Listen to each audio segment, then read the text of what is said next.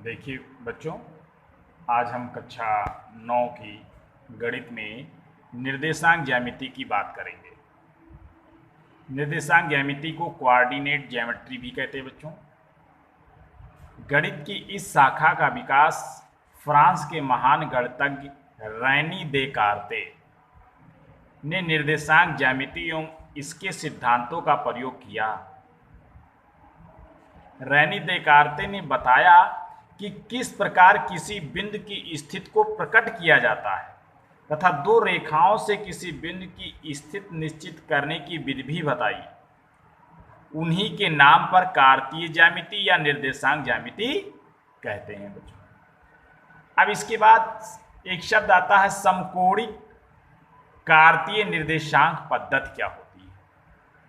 तो जैसे ये हमारा कागज का तल है बच्चों, इस कागज के तल में अगर हम दो रेखाएं एक दूसरे के लंबवत खींच दें, जैसे X O X dash Y O Y dash, ये दोनों रेखाएं ओ बिंदु पर काटती हैं और 90 अंश पर ये दोनों रेखाएं एक दूसरे को काट रही हैं, अर्थात ये लंबवत काट रही हैं। ये ऐसे है और ये ऐसे है, तो इसलिए एक्स ओ एक्स डैश और वाई ओ वाई डैश को हम समकोणिक निर्देशांक कहते हैं और ये इस मूल बिंदु ओ पर काटती हैं। अब हम ये देखते हैं कि कार्तीय तल क्या होता है। तो हम देखते हैं कि इस प्रकार एक्स अक्ष इसको कहते हैं और वाई अक्ष बच्चों इसको कहते हैं। तो एक्स अक्ष और वाई अक्ष को प्रदर्शित करने वाला जो तल होता है उसी को हम कार्तीय तल कहते हैं। और इसी तल पर एक बिंदु यहाँ P है, P को दिखाया गया है। P बिंदु जो है y अक्ष के लंबवत एक रेखा खींची गई है जो x अक्ष पर चली गई दूरी है। अब ये लंबवत है, ये QP, और यहाँ देखिए x अक्ष पर x दूरी चला गया, तो जो ये दूरी होगी वो ये दूरी होगी। तो पहले x अक्ष पर चली गई दूरी को लिखते हैं, उसके बाद हम क्या करते हैं कि x अक्ष पर देखिए, x अक्ष पर एक लंबवत रेखा y अक्ष की ओर खींची गई है और ये यहां से यहां तक जो दूरी है वही बच्चों यहां से यहां तक दूरी होती है और ये दूरी y है। इसलिए x, y, जिसमें x को भुज कहते हैं और y को कोटि कहते हैं। किसी भी बिंदु को दर्शाने के लिए हम इसी तरह से हम लिखते हैं, उसको ब्रैकेट में लिख देते हैं। पहले भुज को लिख देते हैं, x जो है भुज कहलाता है और y हमारा जो है कोटि कहलाता है। अब बच्चों इसके बाद हम आगे देखते हैं कि वही तल जो होता है, ये जो तल था अभी जो पीछे हम दिखा रहे थे, एक्स ओ एक्स डैश और वाई ओ वाई डैश, जब एक दूसरे को लंबवत काटते हैं तो ये चार भाग बन जाते हैं। ये प्रथम भाग, ये द्वितीय भाग, ये तृतीय भाग, ये चतुर्थ भाग, जिनमें से एक्स ओ वाई वाला भाग जो है वो प्रथम चतुर्थांश कहलाता है और एक्स डैश ओ वाई को हम द्वितीय चतुर्थांश कहते हैं। X dash O Y dash को हम तृतीय चतुर्थांश कह देते हैं और फिर एक्स ओ वाई डैश को चतुर्थ चतुर्थांश कहते हैं। क्यों?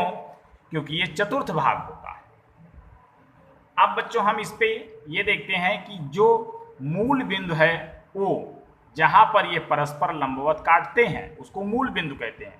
सभी की दूरियां हम इसी मूल बिंदु से इधर जो x है x की ओर इधर धनात्मक दूरी होती है, इसलिए देखिए तीर लगा हुआ और प्लस लिखा हुआ है। ऊपर की ओर जब y अक्ष में जाते हैं तो ये भी प्लस में होता है ये दूरी, और जब हम अपने बाईं ओर जाते हैं यानी x डैश की दिशा में जाते हैं तो ये ऋणात्मक दूरी होती है, इसलिए देखिए एरो लगा हुआ है और यहाँ ऋण लिखा है। और जब नीचे की ओर जाते हैं तो ये भी ऋणात्मक होता है। इस तरह से हम देखते हैं, पहले हम x लिखते हैं तो x देखिए, अगर इस चतुर्थांश में कोई बिंदु हमें दिखाना है तो पहले x लिखेंगे, जो धन होता है तो इसलिए प्लस, और y वाला भी प्लस इसलिए प्लस प्लस हो जाता है। द्वितीय चतुर्थांश पहुंचते हैं तो पहले हम x को ही लिखते हैं। तो x वाला देखिए आपका ऋण में है इसलिए पहले ऋण दिया है, कॉमा लगाया है, और फिर y प्लस में है तो प्लस कर दिया है। अब इसके बाद तृतीय चतुर्थांश में जब हम जाते हैं बच्चों तो देखिए x को पहले लिखते हैं तो ये माइनस वाला है और ये भी माइनस वाला है, इसलिए दोनों माइनस में हो जाते हैं। और जब चतुर्थ में पहुंचते हैं तो चतुर्थ में x जो है धन दिशा इधर है, यानी ये धनात्मक दूरी ली जाती है, और y नीचे की तरफ ऋणात्मक, तो x धनात्मक है तो प्लस और y ऋणात्मक है तो माइनस, तो प्लस माइनस। अब बच्चों हम इसमें ये देखते हैं विशेष बात कि प्रथम चतुर्थांश में जो चिन्ह होता है प्लस प्लस, उसका विपरीत देखिए ऐसे तिरछा चले आइए माइनस माइनस। इधर देखिए माइनस प्लस है तो चतुर्थ में देखिए प्लस माइनस है, एक दूसरे के विपरीत चिन्ह इसमें होता है। यहां पर भी देखिए यहां दिखाया गया है प्रथम चतुर्थांश का क्या नाम है XOY, यानी XOY, और उसके अंदर जो बिंदु आता है वो देखिए दोनों प्लस में होते हैं। इसी तरह से द्वितीय चतुर्थांश देखिए YOX डैश, YOX डैश कहो चाहे X डैश OY कहो, है यही भाग। तो इसमें देखिए माइनस और प्लस है, यहाँ देखिए माइनस और प्लस है। इसके बाद हम देखिए यहाँ तृतीय चतुर्थांश की बात करते हैं तो हम जैसे पहुँचते हैं तो ये वाला भाग है X डैश OY डैश ये, और इसका देखिए जो निशान है वो माइनस माइनस है तो माइनस माइनस दिखाया गया है बच्चों। अब इसके बाद चतुर्थ में जब पहुंचते हैं तो चतुर्थ में XOY डैश ये वाला भाग, और ये प्लस कामा माइनस है, प्लस कामा माइनस जो यहाँ लिखा हुआ है। अब बच्चों मूल बिंदु O से दाईं ओर तथा ऊपर की ओर धनात्मक दूरी, देखिए ये मूल बिंदु है आपका, दाईं ओर इधर है तो ये धनात्मक देखी गया है, देखिए प्लस है, और ऊपर की ओर भी धनात्मक होता है, यानी ये धनात्मक वही लिखा है। मूल बिंदु से दाईं माने इस ओर और ऊपर की ओर धनात्मक दूरियां, जबकि इसी मूल बिंदु से बाईं ओर और नीचे की दूरियां देखिए क्या होती है, ऋणात्मक ली जाती है। अब ये इसमें यही दिखाया गया, चिन्ह परपाटी में दिखाया गया है कि प्रथम में x को हम भुज कहते हैं तो भुज का निशान प्रथम में भुज ये वाला होता है, पहले x लिखा था y, तो x को भुज कहते हैं, y को कोटि कहते हैं। तो भुज देखिए प्लस है तो प्लस, और कोटि क्या होगा यानी ये वो भी प्लस, तो इसलिए दोनों चिन्ह प्लस प्लस में आ जाते हैं। द्वितीय चतुर्थांश में भुज देखिए, भुज को हम पहले लिखते हैं बच्चों,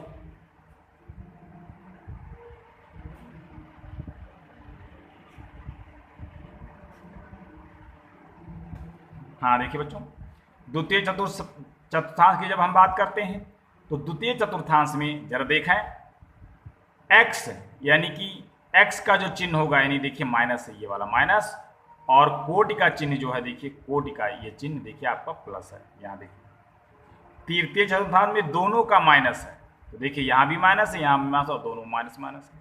चतुर्थ में देखिए x जो भुज है वो प्लस में है, तो देखिए प्लस में, और y किस में है, माइनस में है, तो प्लस और माइनस से इसको दर्शाया गया है।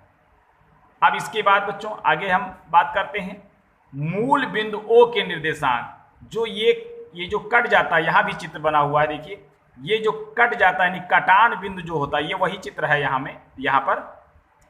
तो यहाँ पर देखिए इस बिंदु पर ना इधर है ना इधर है ना इधर है ना इधर है ना, यानी इसका मतलब है कि ये 0 0 है, यानी यहाँ x भी 0 है और y भी 0 है, इसीलिए यहाँ मूल बिंदु O के निर्देशांक 0, 0, ये x है जो 0 है, ये y है जो 0 है।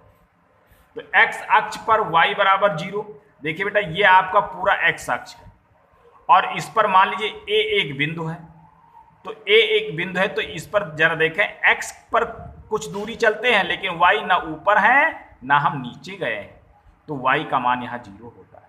तो हम इसलिए कहते हैं x अक्ष पर कहीं पर वो बिंदु हो, x अक्ष पर y का मान 0 होता है, इसलिए लिखा है x अक्ष पर y बराबर 0। अगर इस y अक्ष पर हम लेते जैसे b है मान लीजिए, तो बी है, तो ना हम इधर गए हैं नहीं एक्स की दिशा में, ना हम इधर एक्स की दिशा में गए हैं, तो यहाँ एक्स 0 है यहाँ पे, यानी वाई अक्ष पर एक्स बराबर 0, और ऊपर क्या लिखा था, एक्स अक्ष पर वाई बराबर 0। तो इस तरह से इनके मान होते हैं।